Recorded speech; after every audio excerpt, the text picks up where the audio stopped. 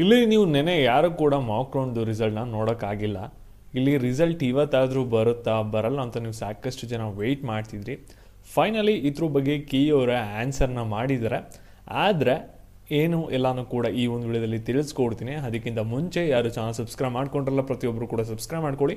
ಹಾಗೆ ಪ್ರತಿಯೊಬ್ಬರು ಕೂಡ ವಿಡಿಯೋಗೊಂದು ಲೈಕ್ ಕೊಟ್ಬಿಡೋಣ, ವಿಡಿಯೋಣಕ್ಕೆ ಸ್ಟಾರ್ಟ್ ಮಾಡಿ. ಇವಾಗ ನಾವು ಡೈರೆಕ್ಟಾಗಿ ವಿಡಿಯೋ ಬಗ್ಗೆ ಬರೋಣ. ಇಲ್ಲಿ ಮಾಕ್ ರೌಂಡ್ ರಿಸಲ್ಟ್ಗೆ ನೀವು ಸಾಕಷ್ಟು ಜನ ವೆಯ್ಟ್ ಮಾಡ್ತಿದ್ರಿ.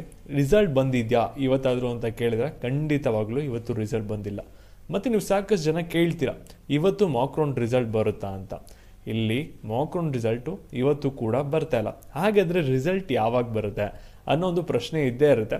ಮತ್ತು ಇಲ್ಲಿ ಸಾಕಷ್ಟು ಜನ ನೀವು ಕೀಯಗೂ ಕೂಡ ಕಾಂಟ್ಯಾಕ್ಟ್ ಮಾಡ್ತಾ ಇರಾ, ರಿಸಲ್ಟ್ ಯಾವಾಗ ಬರುತ್ತೆ ಅಂತ ಕೇಳ್ತಾ ಇರಾ. ಮತ್ತು ಸಾಕಷ್ಟು ಜನ ಕೂಡ ಕಮೆಂಟ್ಸ್ ಆಗ್ತಾ ಇದ್ದಾರೆ ರಿಸಲ್ಟ್ ಯಾವಾಗ ಬರ್ಬೋದು ಮಾಕ್ ರೌಂಡ್ದು ಅಂತ. ಮತ್ತು ಇಲ್ಲಿ ನೀ ಸ್ಟೂಡೆಂಟ್ಸ್ ಏನಾದರೂ ಈ ಒಂದು ವಿಡಿಯೋನ ನೋಡ್ತಾ ಇದ್ರೆ ಒಂದು ಕ್ಲಾರಿಫಿಕೇಶನ್ ಕೊಡ್ತೀನಿ. ಇಲ್ಲಿ ನಿಮಗೆ ಮಾಕ್ ರೌಂಡ್ ರಿಸಲ್ಟ್ ಬರೋವರೆಗೂ ಕೂಡ KE-CET ನಿಮಗೆ ನೀಟ್ ಆಪ್ಷನ್ ಎಂಟ್ರಿ ಸ್ಟಾರ್ಟ್ ಆಗಲ್ಲ, ಸರಿನಾ?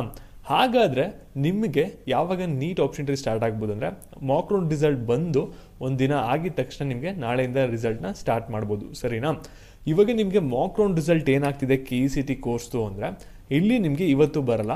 ಇಲ್ಲಿ ಮಾಕ್ ರೌಂಡ್ ರಿಸಲ್ಟ್ ಯಾವಾಗ ಬರುತ್ತೆ ಅಂತ ಕೀ ಅವರು ಅಫಿಷಿಯಲ್ ಟ್ವಿಟರ್ ಅಕೌಂಟಲ್ಲಿ ಹಾಕಿದ್ರೆ ನೀವು ಬೇಕಂದರೆ KE ಟ್ವಿಟರ್ ಅಂತ ಹೊಡೆದ್ರೆ ನಿಮಗೆ ಒಂದು ಟ್ವಿಟರ್ ಅಕೌಂಟ್ ಸಿಗುತ್ತೆ. ಇಲ್ಲಿ ನೋಟಿಫಿಕೇಶನ್ ಬಂದ್ಬಿಟ್ಟು ನಿಮಗೆ ಮಾಕ್ ರೌಂಡ್ ರಿಸಲ್ಟ್ ಪೋಸ್ಟ್ಪೋನ್ ಆಗಿರೋದು ಸಂಜೆ ಅಷ್ಟರಲ್ಲಿ ಶೆಡ್ಯೂಲ್ನ ಅನೌನ್ಸ್ ಮಾಡ್ಬೋದು, ವೆಯ್ಟ್ ಮಾಡಿ.